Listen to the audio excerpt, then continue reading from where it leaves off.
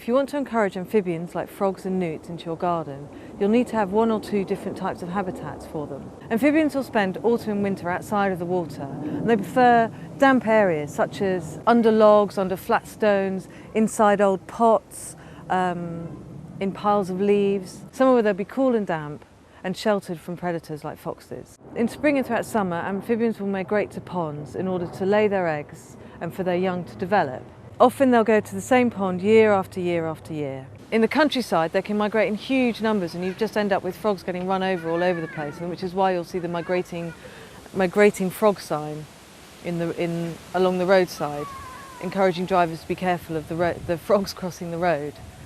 In the city that's less of an issue, but do be aware that there will be amphibians migrating across your garden to find their ponds, and they may travel quite large distances. Frogs, newts and toads are very happy to coexist in a pond, but they don't get along so well with fish because the fish will eat the spawn, and so it limits the amount of young that actually survive.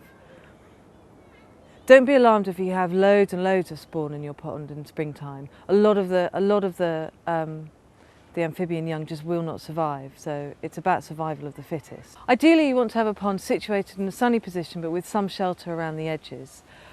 It's good to have sloped edges for amphibians to easily be able to get in and out of the pond, because, as I say, they won't be spending the whole year in there. Toads prefer deeper water, whereas frogs are very happy in shallow water, so it's good to have a pond with a series of different levels. It's very important not to move frogs away from your pond or bring frogs into your pond, because frogs can be carriers of deadly fungus that may infect your entire pond and all the amphibians in it. And that's how to encourage amphibians into your garden.